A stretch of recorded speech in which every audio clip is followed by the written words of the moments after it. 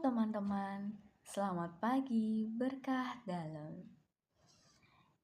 Pada hari ini, saya, Ustefani Cahyaning Sesniawati, mohon maaf karena tidak bisa hadir di sekolah, sehingga kita harus berjumpa melalui virtual channel YouTube ini.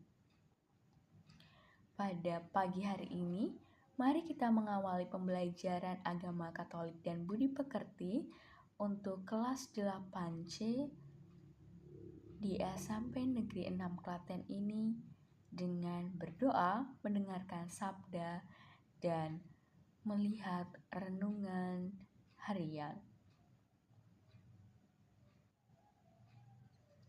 Dalam nama Bapa dan Putra dan Roh Kudus, amin. Selamat pagi Tuhan Yesus Kristus, puji dan syukur kami haturkan kepadamu karena berkat-Mu yang melimpah sehingga kami, anak-anak beragama Katolik di kelas 8C, dapat bersatu berkumpul di ruangan ini dalam keadaan yang sehat. Terima kasih karena berkat yang Kau limpahkan kepada kami sehingga kami dapat mengalami nafas kehidupan dan berproses sampai hari ini. Berkatilah pembelajaran kami dari awal sampai akhir. Semoga kami dapat mengamalkan pembelajaran ini dan menjadi anak-anak terang seturut dengan kehendak-Mu. Doa ini kami aturkan dengan pengantaran Kristus Tuhan kami. Amin. Bapa kami yang ada di surga, dimuliakanlah nama-Mu, datanglah kerajaan-Mu, jadilah kehendak-Mu di atas bumi seperti di dalam surga. Berilah kami rezeki pada hari ini, dan ampunilah kesalahan kami seperti kami pun mengampuni yang bersalah kepada kami. Dan janganlah masukkan kami dalam pencobaan, tetapi bebaskanlah kami dari yang jahat. Amin. Dalam nama Bapa dan Putra dan Roh Kudus. Amin. Yuk kita dengarkan sabda Tuhan yang akan dibawakan oleh Bu Stevi pada pagi hari ini. Bacaan diambil dari Injil Matius bab 5 ayat 1 sampai dengan 12a. Sekali peristiwa, ketika Yesus melihat orang banyak itu, naiklah ia ke atas bukit.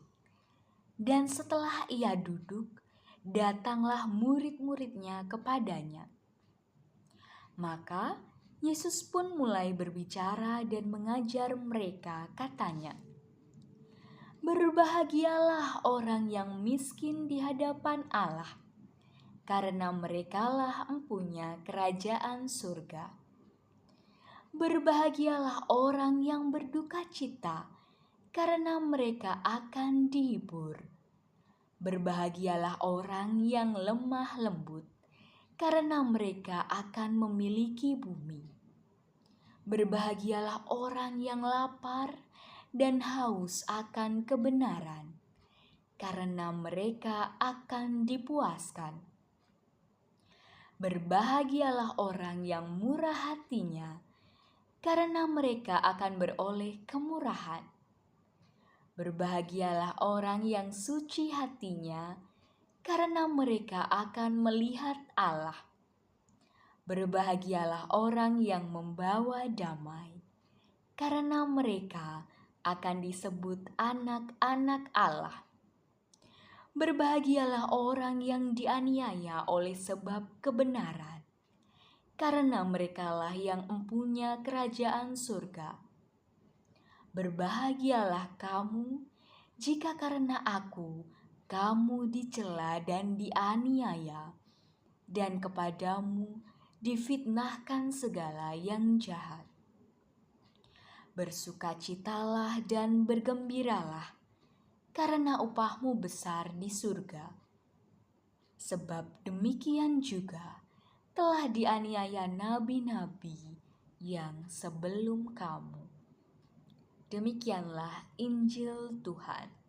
Terpujilah Kristus.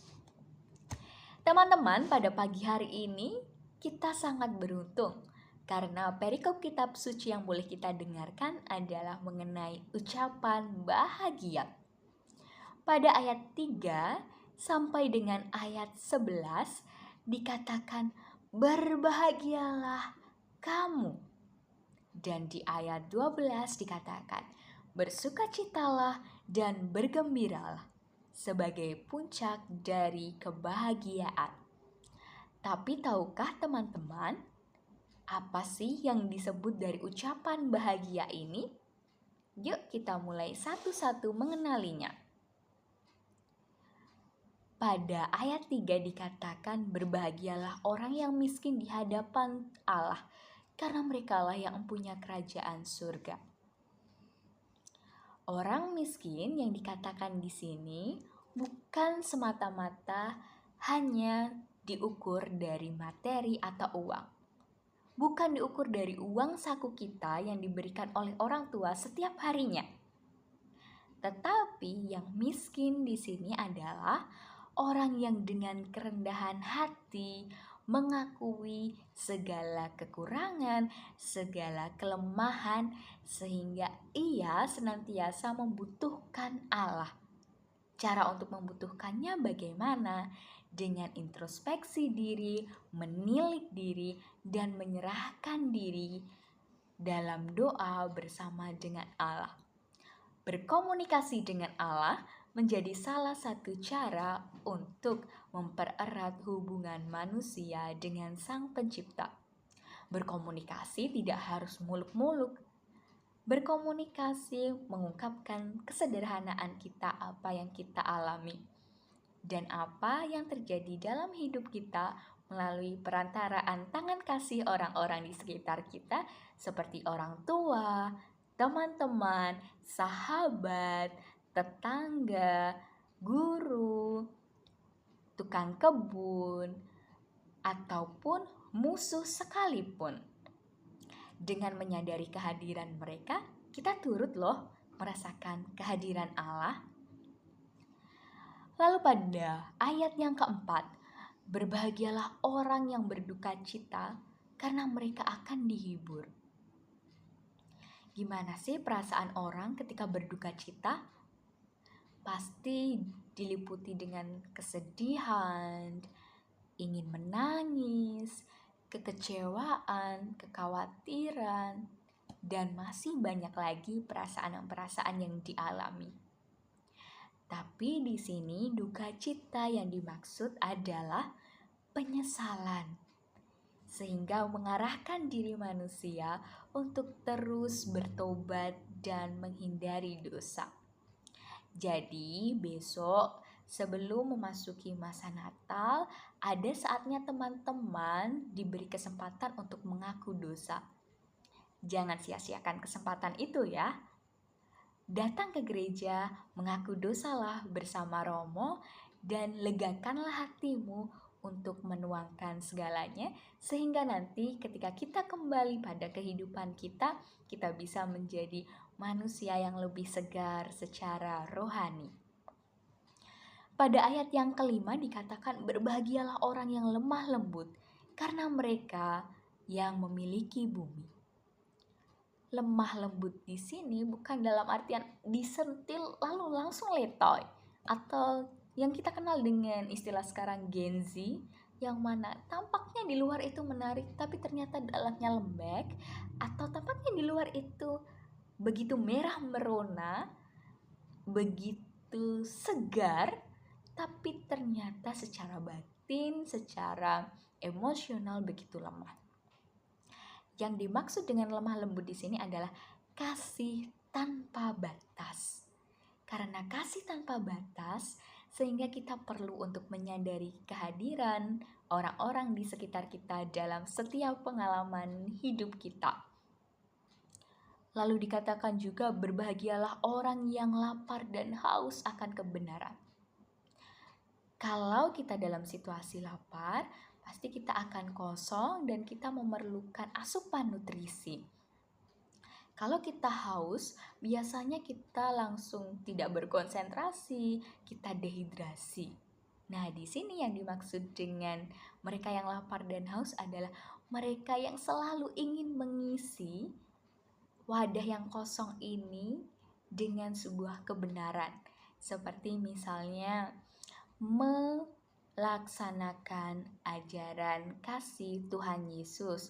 Kedua, memperhatikan sesama di sekitar. Ketiga, mencoba untuk hadir ketika teman kita sedang sedih dan mencoba untuk melakukan penghiburan dengan mendengarkan ceritanya. Dan yang kelima adalah tidak menyontek atau tidak melihat jawaban dari tugas yang diberikan Bapak Ibu Guru. Pada ayat selanjutnya dikatakan berbahagialah orang yang murah hati. Murah hati di sini maksudnya adalah suka memberi, tidak pelit, dan suka menolong sebagai perwujudan dari pengampunan atas kehidupan kita. Siapa yang di sini suka memberi? Memberi dalam arti yang positif ya.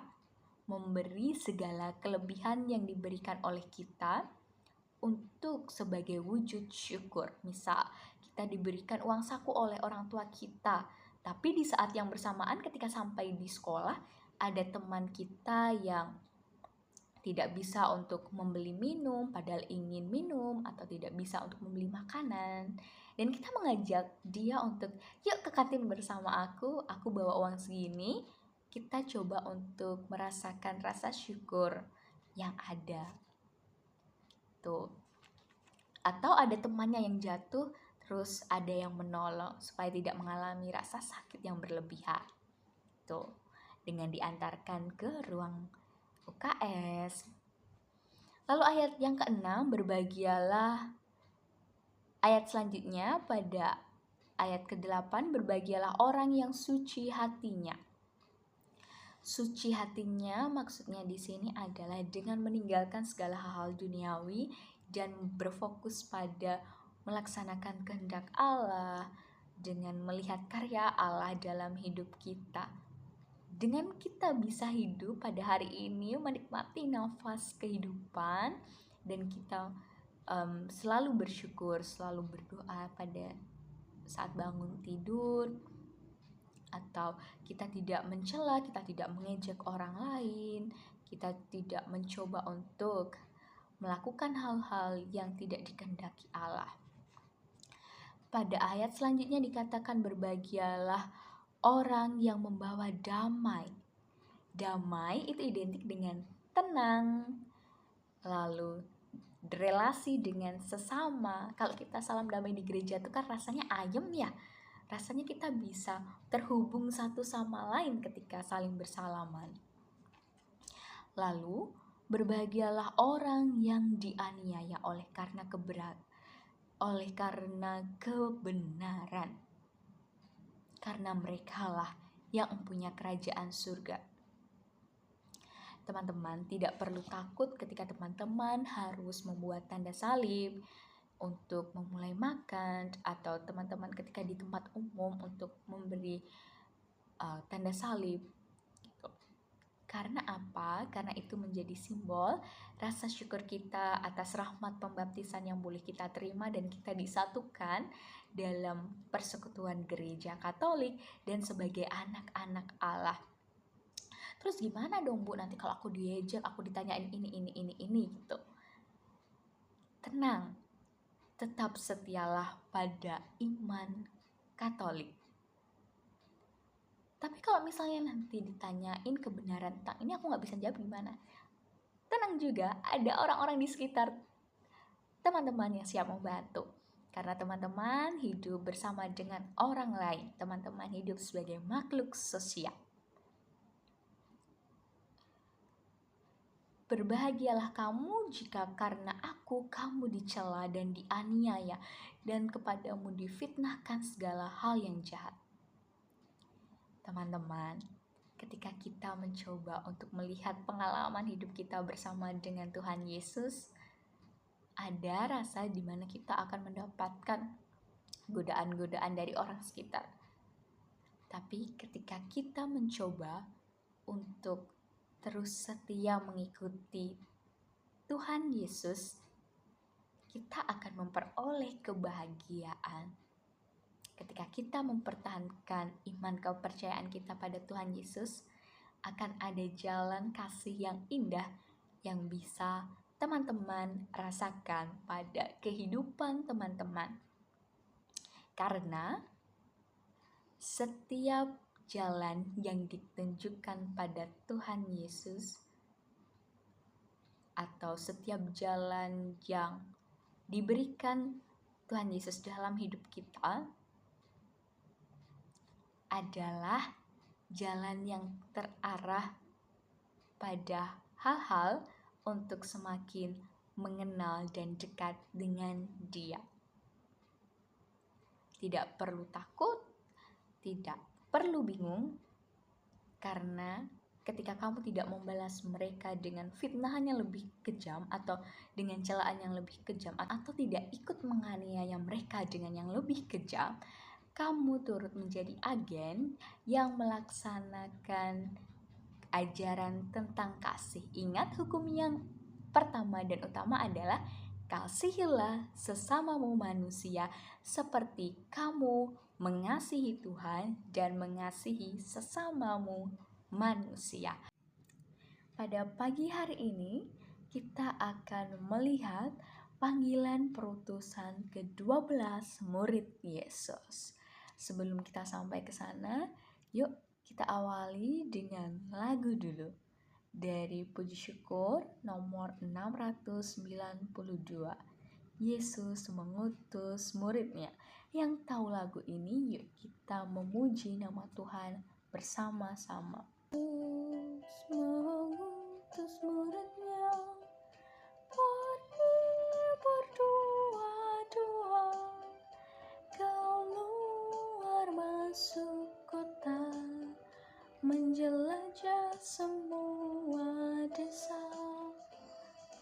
Bawalah kabar gembira kepada yang miskin papa, di tangan Sang Pencipta semua berharga.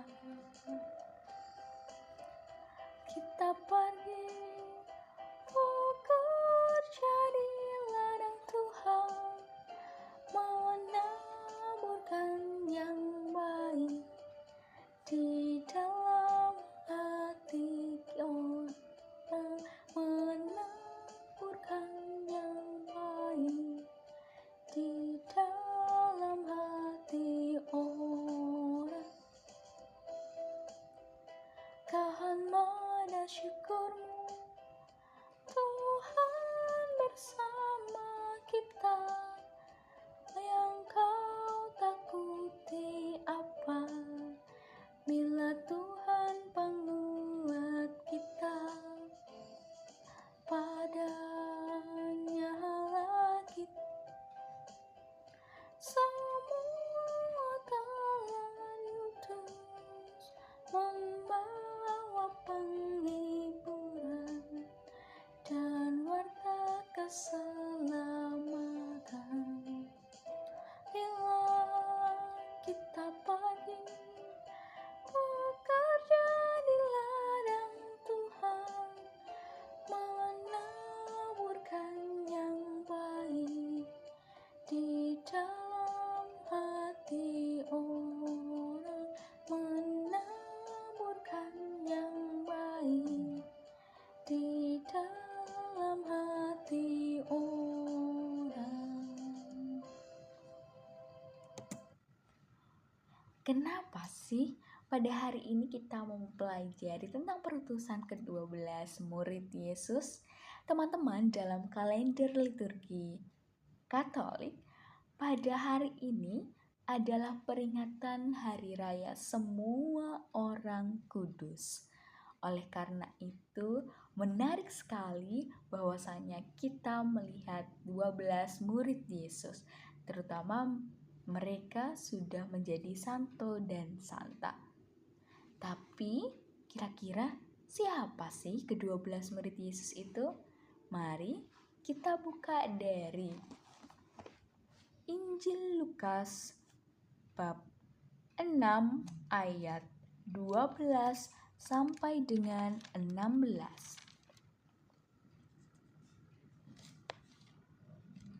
Pada waktu itu, pergilah Yesus ke bukit untuk berdoa, dan semalam-malaman ia berdoa kepada Allah. Ketika hari siang, ia memanggil murid-muridnya kepadanya, lalu memilih dari antara mereka 12 orang yang disebutnya rasul. Simon yang juga diberinya nama Petrus, dan Andreas saudara Simon, Yakobus dan Yohanes, Filipus dan Bartolomeus, Matius dan Thomas, Yakobus anak Alfeus, dan Simon yang disebut orang Zelot, Yudas anak Yakobus, dan Yudas Iskariot yang kemudian menjadi pengkhianat. Demikianlah Injil Tuhan. Terpujilah Kristus. Kita buka dari Injil Yohanes bab 1 ayat 35 sampai dengan 51. Pada keesokan harinya, Yohanes berdiri di situ pula dengan 2 orang muridnya. Dan ketika ia melihat Yesus lewat, ia berkata, "Lihat, anak domba Allah." Kedua murid itu mendengar apa yang dikatakannya itu, lalu mereka pergi mengikut Yesus. Tetapi Yesus menoleh ke belakang. Ia melihat bahwa mereka mengikut Dia, lalu berkata kepada mereka, "Apa yang kamu cari?" Kata mereka kepadanya, "Rabi," artinya guru, "di manakah engkau tinggal?" Ia berkata kepada mereka, "Marilah dan kamu akan melihatnya." Mereka pun datang melihat di mana ia tinggal, dan hari itu mereka tinggal bersama-sama dengan dia. Waktu itu kira-kira pukul 4. Salah seorang dari keduanya yang mendengar perkataan Yohanes lalu mengikut Yesus adalah Andreas, saudara Simon Petrus. Andreas mula-mula bertemu dengan Simon, saudaranya, dan ia berkata kepadanya, "Kami telah menemukan Mesias," artinya Kristus. Ia membawanya kepada Yesus. Yesus memandang dia dan berkata, "Engkau Simon, anak Yohanes, engkau akan dinamakan Kefas," yang artinya Petrus. Pada keesokan harinya Yesus memutuskan untuk berangkat ke Galilea. Ia bertemu dengan Filipus dan berkata kepadanya, "Ikutlah aku." Filipus itu berasal dari Betsaida, kota Andreas dan Petrus. Filipus bertemu dengan Natanael dan berkata kepadanya, "Kami telah menemukan Dia yang disebut oleh Musa dalam kitab Taurat dan oleh para nabi, yaitu Yesus anak Yusuf dari Nazaret." Kata Natanael kepadanya, "Mungkinkah sesuatu yang baik datang dari Nazaret?" Kata Filipus kepadanya, "Mari dan lihatlah." Yesus melihat Natanael datang kepadanya, lalu berkata tentang dia, "Lihat, inilah seorang Israel sejati. Tidak ada kepalsuan di dalamnya." Kata Natanael kepadanya, "Bagaimana engkau mengenal aku?" Jawab Yesus kepadanya, "Sebelum Filipus memanggil engkau, aku telah melihat engkau di bawah pohon ara." Kata Natanael kepadanya, "Rabi, engkau anak Allah, engkau raja orang Israel." Yesus menjawab, katanya, "Karena aku berkata kepadamu, aku melihat engkau di bawah pohon ara, maka engkau percaya?" engkau akan melihat hal-hal yang lebih besar daripada itu." Lalu kata Yesus kepadanya, "Aku berkata kepadamu, sesungguhnya engkau akan melihat langit terbuka dan malaikat-malaikat Allah turun naik kepada Anak Manusia." Demikianlah Injil Tuhan. Terpujilah Kristus. Teman-teman, dari dua perikop ini kita bisa melihat yang pertama disebutkan nama-nama ke-12 Rasul Yesus atau ke-12 murid Yesus, dan pada Injil Yohanes kita mendengar pengalaman mereka masing-masing pada saat situasi pemanggilan tersebut. Mudah gak sih untuk mengenal ke-12 murid Yesus? Mudah kok. Yuk kita lihat dari lagu ini.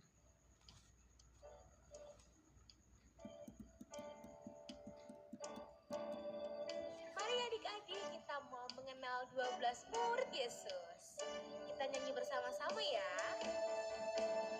Simon Petrus, Andreas, Yakobus, Yohanes, Filipus, Thomas, Yakobus anak Alfeus, Tadeus, Simon orang Selot, Matius, Bartolomeus, Yudas Iskariot, 12 murid Yesus. Simon Petrus, Andreas, Yakobus, Yohanes, Filipus, Thomas, Yakobus anak Alfeus, Tadeus, Simon orang Selot, Matius, Bartolomeus, Yudas Iskariot, 12 murid Yesus. Tadeus, Simon orang Selot, Matius, Bartolomeus, Yudas Iskariot, 12 murid Yesus. 12 murid Yesus. 12 murid Yesus.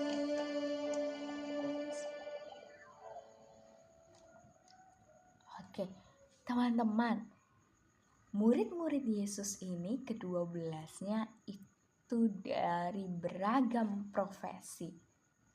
Ada yang profesinya pemungut cukai, ada yang profesinya sebagai nelayan, ada yang profesinya sebagai orang yang menjala ikan, ada yang orang kaya, tapi juga ada yang orang miskin.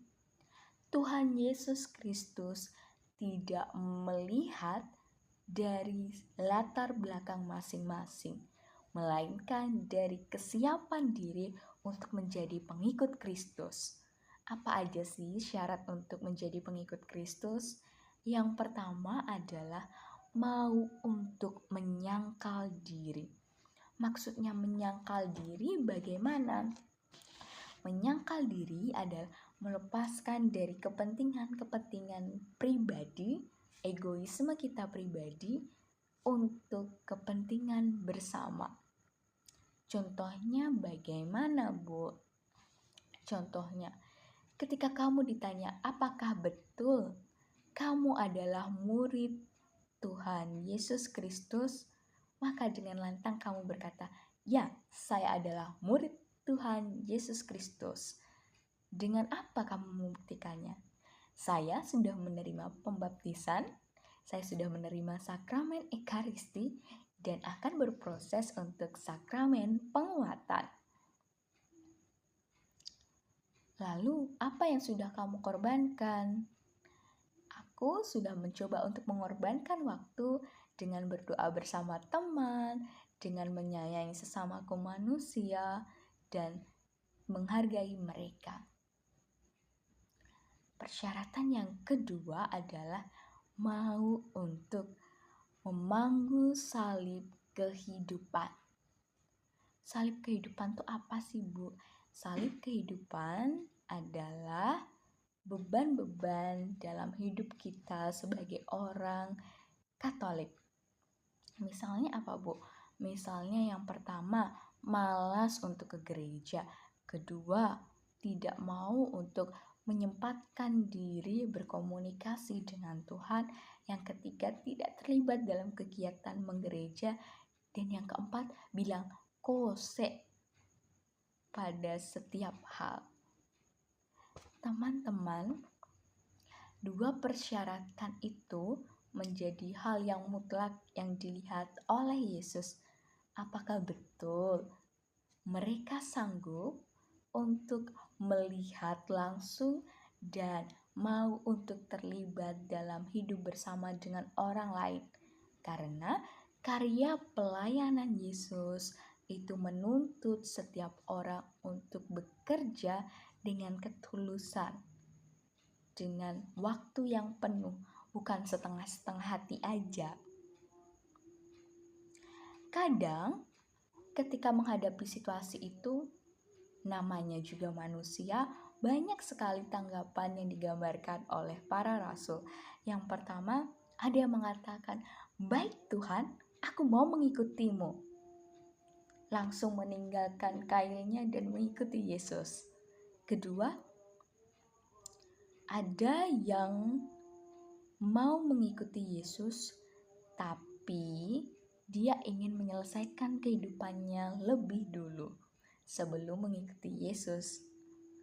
Nah, terhadap orang yang seperti ini nih, Tuhan Yesus tuh kadang, bentar deh, kamu aja masih memikirkan kehidupanmu sendiri, bagaimana kamu bisa untuk melayani orang lain yang mungkin itu sedang kesusahan, sedang membutuhkan bantuan dari dirimu.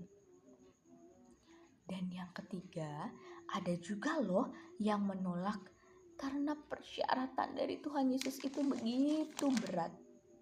Seperti memanggul salib, kedua meninggalkan ego pribadi untuk kepentingan bersama. Bagi sebagian orang itu sangat berat. Kenapa?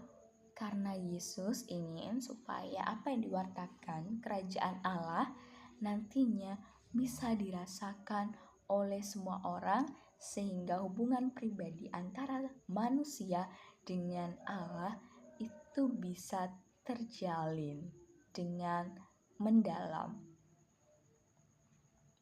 Nah, teman-teman, kira-kira apa sih korelasinya atau hubungannya dengan kita sekarang? Perutusan Tuhan Yesus tuh gak berhenti pada para rasul aja ya. Tidak berhenti pada 12 rasul, 12 murid yang namanya Simon Petrus, Matius, Bartolomeus, Tadius, dan lain sebagainya. Tapi sampai hari ini, sampai detik ini pada hidup kita, kita dipanggil untuk menjadi murid Yesus dan mewartakan sukacita kerajaan Allah. Karena apa? Karena warisan iman kita terhubung oleh para rasul. Oke, itu penjelasan dari Bu Stevi. Teman-teman, silahkan untuk melanjutkan dengan mengerjakan tugas dari LKS halaman 31. Baca dulu bacaannya mengenai wawancara dengan Pastor Franz. Setelah itu, tulis jawabanmu di LKS. Jangan ada yang meninggalkan ruang podcast, tetaplah di dalam ruang podcast dan mengerjakan itu dengan sebaik mungkin. Mari kita akhiri pembelajaran kita pada pagi hari ini. Dalam nama Bapa, Putra, dan Roh Kudus. Amin. Tuhan Yesus Kristus yang bertahta dalam kerajaan surga, puji dan syukur kami anak-anak-Mu kelas 8C terkhusus yang beragama Katolik mengucapkan syukur karena boleh berproses pada pelajaran agama Katolik dan budi pekerti. Kiranya apa yang kami pelajari hari ini dapat menjadi semangat kami untuk menjadi pewarta dalam kehidupan ini bersama dengan keluarga kami, teman kami, sahabat kami, dan siapa saja yang ada di kehidupan kami. Doa ini kami haturkan dengan pengantaran Kristus Tuhan kami. Amin. Kemuliaan kepada Bapa dan Putra dan Roh Kudus, seperti pada permulaan, sekarang, selalu, dan sepanjang segala abad. Amin. Dalam nama Bapa, Putra, dan Roh Kudus. Amin. Terima kasih teman-teman untuk kebersamaan kita dalam ruang virtual YouTube ini. Sampai jumpa.